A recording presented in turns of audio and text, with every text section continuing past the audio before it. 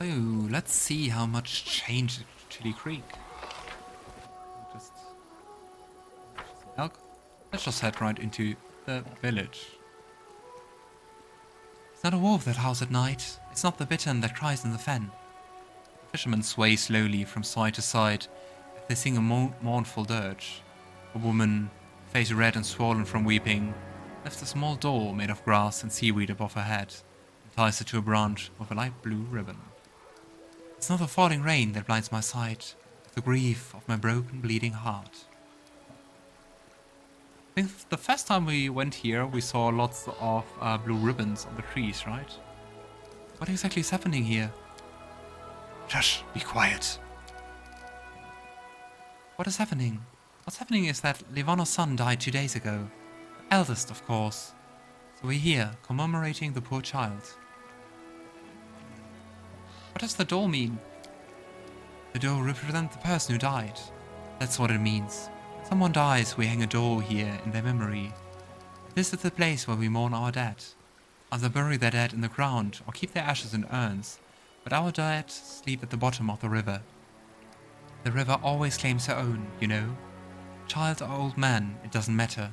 Every one of us will drink of the icy water someday. See the white shores of the icy rill? It's not sand, it's the bones of our ancestors.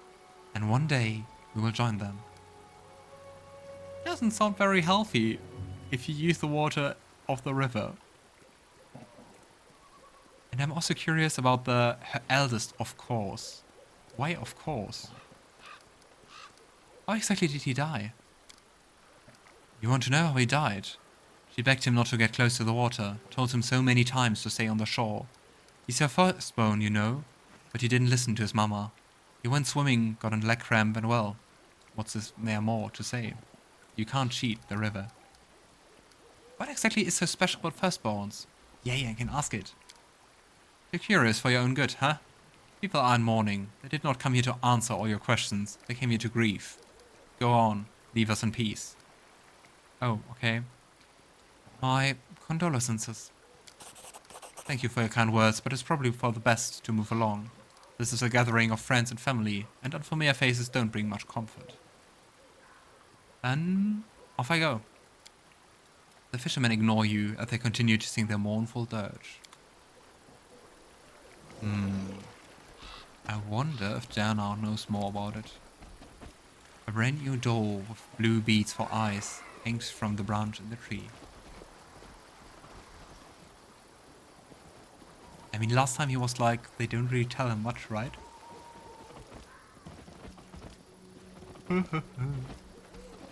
There he is. The priest appears to be lost in thought. His face is troubled, but his eyes light up when he sees you. Oh, hello. The villagers are performing some kind of ritual on the outskirts of the village. They were singing songs. Yes, I noticed. The priest nods gloomily.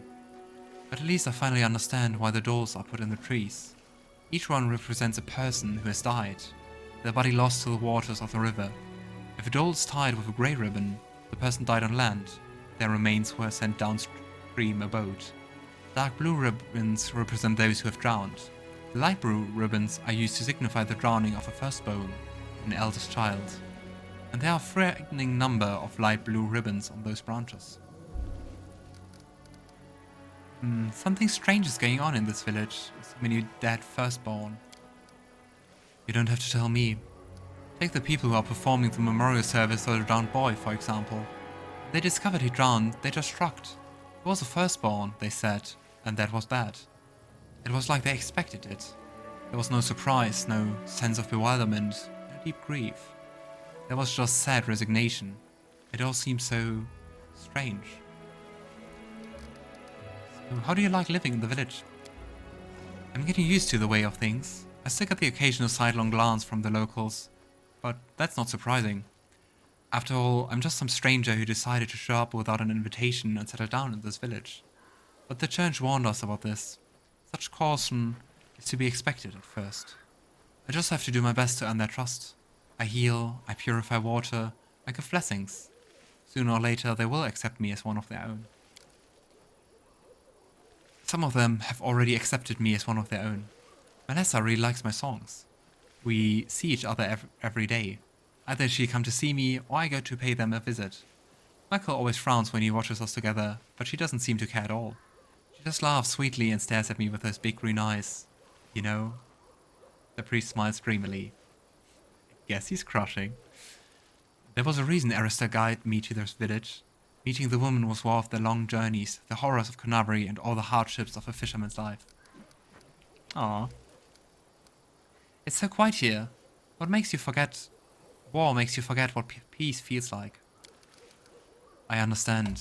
My time in Kenabres gave me this small taste of war. I only had to live through it for a few days, but I know the horrors I witnessed will haunt my nightmares for years to come. I cannot imagine how hard it is for those like yourself, soldiers who have given their lives to this cause. The priest placed a hand on his heart. You have chosen to fight here, in order to protect our peaceful and quiet life here, and I thank you from the bottom of my heart. So, what exactly do the locals think of Erastil? They are indifferent. They are pragmatic people, you know, they don't have time for theology. If all Deadeye help them survive, that's good enough for them. You know, some priests get overzealous with sermons. They demand that people pray, observe all the rituals, make sacrifices. And then those priests, all holy and pious, are surprised when the locals kick them out of their village, right into the nearest ditch. The priest laughs. I was taught differently. First, you have to prove your worth. You have to show them why you and your deity are useful. It's only after they've begun to trust you and start asking questions about your faith that you can really share their beliefs. Then you can tell them all about old Deadeye and his teachings. Yeah, sounds way more open-minded and understanding and nice. Crusaders are near the Worldwound. They often experience nightmares when they are asleep. Do you have any troubles with nightmares here? No troubles with the nightmares here. The village is located on the outskirts of the Worldwound, so perhaps that's why. I have to go. My rest will help you. I wonder if that's really all to it. And I gotta say, I'm a bit confused. We were told that we could get something here, right? Where is it? Where's our present? Look, the commander's here. Welcome back. Please stay here for as long as you like. Marco, you told me your village had taken a collection to aid the army. Right you are. Here it is, just like you said. Go ahead, take it. We're just glad to help you in any way we can. Interesting is that we gain diplomacy and not like anything physical. So, how are things in the village? Things haven't been good of late. The widow Livona lost her eldest son the other day. He drowned. She told him not to get too close to the river, but when have children ever listened to their mothers? If the Icy Rill wants something, she'll get it, sooner or later. That's a fact. The boy was the firstborn, after all. She loves firstborns, our river. Loves them to death. Is it an entity? Like a not very nice nature spirit? Now, enough with such horrible talk. I'm a firstborn too, and I'm still alive, and kicking. What kind of ritual are the villagers performing in the grove near the outskirts of the village? Which villagers? The ones who are singing songs? No, that's not a ritual. They're holding a memorial service. We don't bury our dead underground. We put them in boats and release them into the embrace of our mother, Icy Rill. But that's only when someone dies on land. When the river takes someone, well, there's obviously no body to put into the boat. So people sing songs in their memory and leave dolls to the trees. Kinda sounds like, yeah, they worship the river, and it kinda sounds like there is something to it. I mean, with so many dead firstborns, I think it exceeds just pure coincidence. This whole place is so sus. Yeah, definitely.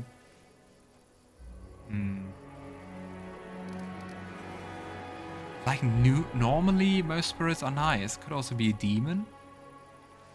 Because, I mean, they seem to be kind of protected from demonic influence. So the question is if it's like a demon, kind of like similar to Winter Sun, which is using this place for something. The two of you look very much alike. I assume you're related? Right you are. Marco ruffles Melissa's hair. She laughs and tweaks his nose. She's my little sister. Takes after our granny. May her memory never fade. She was always restless, couldn't sit still, and Melissa is just the same. She's always up to something. You took after our grandpa. May the river silt be his father that. You're brave as he was, and just as stubborn. So, how's life in the village now that you've got a priest? Not much has changed. Marco shrugs and smiles amiably. He's a good lad. He does some healing, never bothers us with sermons. Why, he's even learning to fish in his spare time. He's a good man. He came all this way to live with us, even though he had never met us before. His religious beliefs, well, they have their own business. But life in the village became a lot more fun after he arrived, and that's all that really matters. He's a good singer, and he knows lots of stories. All the best ones are about you, actually, and how you cleverly defeated all the demons in Kenabres. Ah, our biggest fan. He sings you his little songs, and you hang on his every word. Marco pretends to scowl as he teases his sister. He's a good man, no question, but still, he's not one of us. You'd better be off finding yourself someone from the village, instead of spending all your time with him boating up and down the river. Yeah. Nobody asked you. Melissa sticks her tongue out at Marco. I mean, there are like 12 people here. I think I can understand why you would search for people outside the village. What exactly are those grass dolls that hang from the trees in the grove? Shadow passes over Michael's face and he looks away. There's nothing to tell, really. An old custom. It's just a ritual, Melissa adds in a low voice. No one seems willing to share any further details with you. Crusaders are near the Worldwound. They often experience nightmares when they sleep. Do you have any trouble with nightmares here? Don't know what you're talking about, if I'm honest. I sleep like a dead man. Nothing to complain about. I have to go. Safe travels. May you defeat all your enemies. And don't forget, you're always welcome here. Really seems sus. I don't really know if I can explore something more, or if it's more like a question of time. Because, I mean, this map isn't that big. Oh, and we're exhausted. That doesn't seem like it. Let's just make camp and wait for the rest of our party to come. Slowly walking, step after step.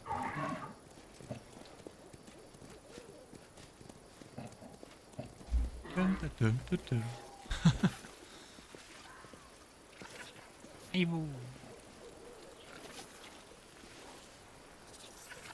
Finally. Hey Sosiel, I heard you like to play cards. Want a game? You want to clean out my pockets. I know you're a card sharp, but I suppose, why not? Let's play. I wouldn't play for money with Woljif, I have to say. I think he will always lose. Aha. Scene. As you approach, Woljif peers up at you from where he's sitting, poking at the remains of your campfire with a stick. His face sweats to the ground anxiously, but you remain silent for a moment before speaking. Alright, enough beating around the bush. What's your game, Chief? Well, I've always enjoyed card games. Tiefling's tail flicks back and forth even faster, and his body tenses. Come on, don't play dumb. You want something from me. I ain't stupid. He raises his voice with every word until he's shouting at you. You're doing all these nice things for me, making it so I owe you, and you're wanting to cash it all in something big, aren't you? Just tell me what you want already. What? Yeah, I mean, what is also an option.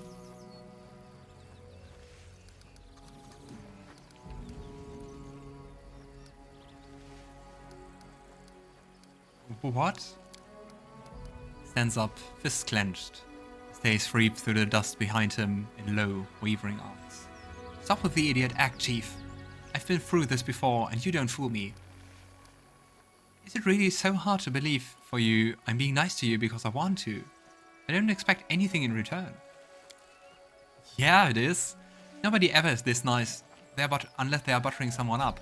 They're always string attached, and I ain't falling for it. Whatever. I don't need you and your stupid fake pity anyway, and I don't owe you nothing. Just leave me alone. Woodruff turns and storms away, tail whipping violently behind him, but you catch him glancing once over his shoulder at you as he goes. Whatever that was.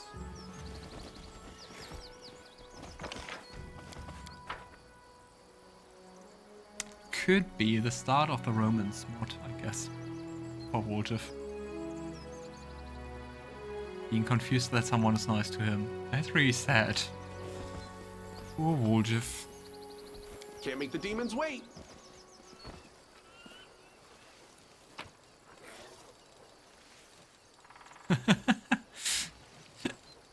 Just a second after saying poor Woljif, I see that you wrote it too. Nice. Yeah, I think that we can agree on. Right. Collect something here. I think I'm too lazy to go all the way around here once again. At least for now. So, let's go to Kenabres. Okay. Okay. Huh.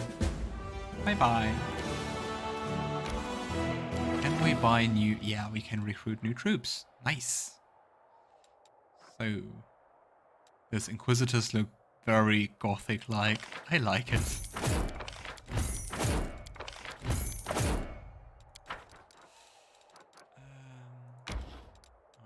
Okay. I have to kind of sort them. So that I can... put them in the right order. Gosh, way too many troops. Oh, they are the bards. No, they are dragon disciples. Those. Can I please have some clerics? Please. Aha. There they are. Okay, let's go here. Wrong army. God, so many armies. And not you.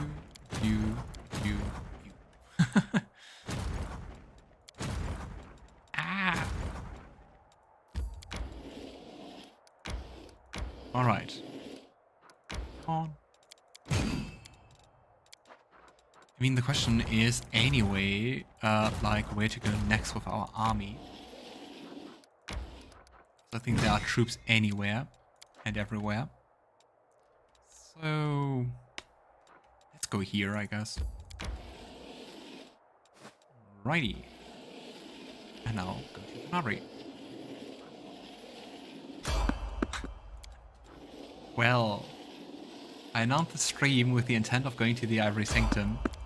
I don't know if we will be able to do that today. Such a long game. Nope, wrong way. Come on, quiver in fear and flee. Also funny that the approaching demon armies are quite weak. It's been such a long time since we've been to Kenabres. I still cannot dream, Desna. I have not earned the right. I have not solved your riddle. Aww. Well, at least I can stand watch over my friends and guard their slumber. Aww.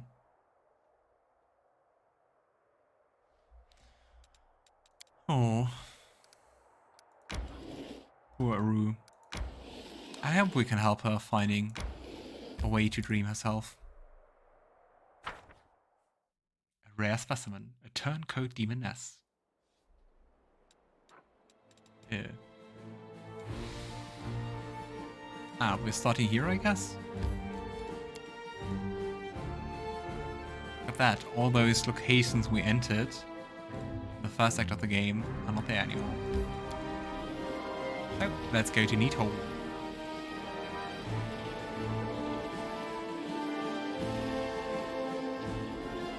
Tower of Estrid being somewhere here. Ah, there's the market square.